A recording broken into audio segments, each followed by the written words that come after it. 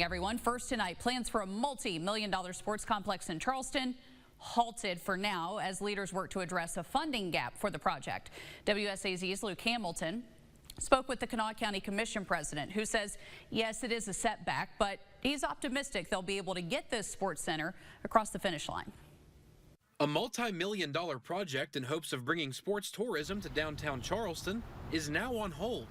Kanawha County Commission President Ben Salengo says the pause on the Capitol Sports Complex comes after the congressional budget didn't pass. And even into early 2025, we were still hopeful and optimistic that the budget would pass, but unfortunately, about a month ago, it didn't pass. Now the project is left with a $7 million gap, and Salengo says all they can do is regroup, requesting another earmark before moving forward. I think anytime you've got a funding gap to the tune of $7 million, it's not fiscally prudent to move forward. I think you need to pause, make sure you got the funding in place. The project has had hang-ups in the past.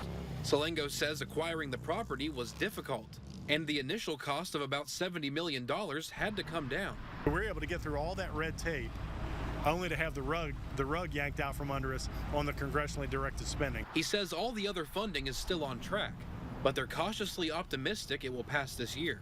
That's understandable. That's just politics. It happens. But we're hopeful that cooler heads will prevail. They'll sit back and look at the kind of investment this is going to be for, all of West Virginia. And if we can get that passed, then we're off and running. Salengo says they can't go through with design or construction without the approved funding, and it may take a few months before they find out. Luke Hamilton, WSAZ, Charleston. And Commissioner Salengo says this $7 million is a critical piece of funding, and that if they don't get that federal money, they'll look for other sources of revenue for this project.